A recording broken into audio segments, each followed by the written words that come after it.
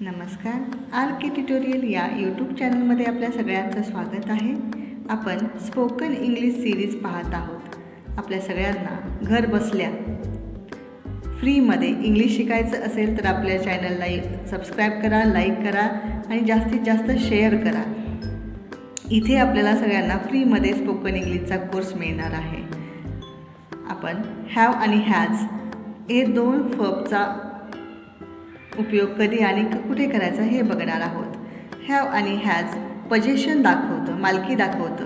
म्हणजे एखादी गोष्ट आपल्याकडे आहे, त्यांच्याकडे आहे, एखाद्या व्यक्तीकडे, एखाद्या व्यक्तीजवळ, एखाद्या व्यक्तीला किंवा व्यक्तींना असे शब्दप्रयोग वाक्यामध्ये येतात तेव्हा हॅव किंवा हॅजचा उपयोग करतात. हॅव हे प्लुरल सब्जेक्टसोबत जोडतात. आय, वी, दे, यू हे प्लुरल सब्जेक्ट आहेत. याच्यामध्ये आय नंतर I have, we have, they have, you have असा शब्दप्रयोग होतो. ही, सी, इट आणि एखाद्या व्यक्तीचं नाव हे नेम हे कसे आहेत? सिंग्युलर सब्जेक्ट आहेत. He has, she has, it has.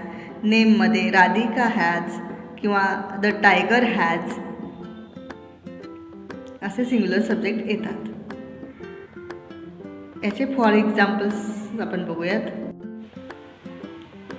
Marathi वाक्याचे इंग्लिश ट्रान्सलेशन करत असताना वाक्यामध्ये कडे, ला, ना, जवळ असे शब्द येतात. पहिल्या वाक्यामध्ये माझ्याकडे मोबाईल आहे.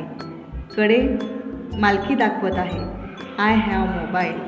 त्याला ताप आहे. एखाद्या व्यक्तीला काहीतरी आहे. He has fever. तिला खोकला आहे. सी हॅज कफ. त्यांच्याकडे फॉर्च्युनर गाडी आहे.